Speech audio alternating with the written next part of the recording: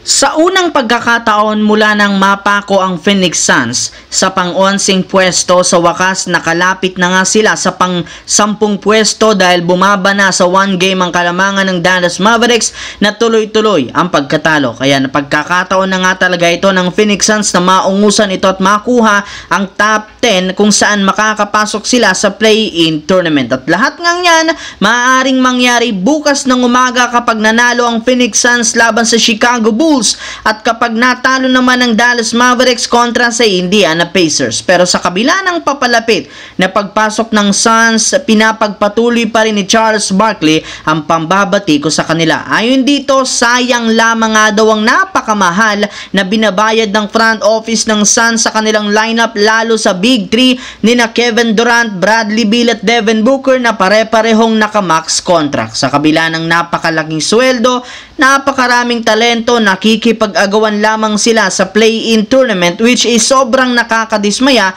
lalo pat sa una pa lang inaasahan na ni Barkley na magiging isang ganap na contender ang team na ito. Samantala, isang araw mula nang hindi paglaruin ng Denver Nuggets ang dalawang star player na si Nikola Jokic at Jamal Murray sa kanilang pagkapanalo laban sa Golden State, inanunsyo na magbabalik ang mga ito sa magiging laro bukas kontra sa Los Angeles Lakers. Kompleto na naman bigla ang lineup ng Nuggets sa pagharap nila sa Lakers, which is nagpapatunay lamang sa sinasabi ng mga fans na gumagaling at nagiging healthy ang mga player na may injury kapag katapat ang Lakers. Bukod dyan, mukhang totoo rin naman ang sinasabi noon na matalo na ang Denver Nuggets sa ibang team, wag lang sa Lakers. And speaking of Lakers, bago pa magsimula ang game bukas, inanunsyo na nakalista dito bilang probable si Luka, questionable si Trey Jameson, habang out pa rin sina LeBron, Rui at Maxi Kleber. Pero sa kabila niya, nakasama rin naman ang mga ito sa kanilang practice,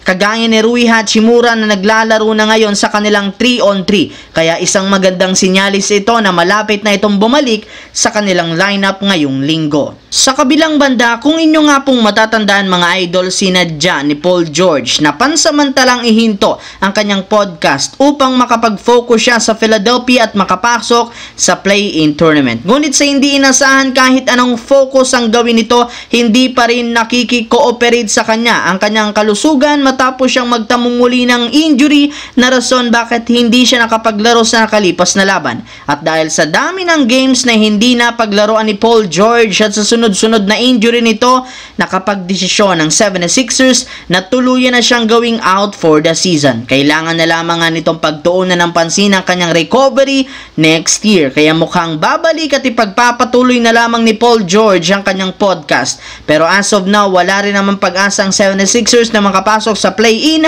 at sa playoffs, kaya mukhang mapapaaga lang ang konti ang kanyang pagbabakasyon. Anong masasabi nyo dito mga idol sa pagkalaglag ng super team o sinasabing super team noon ng Philadelphia 76ers?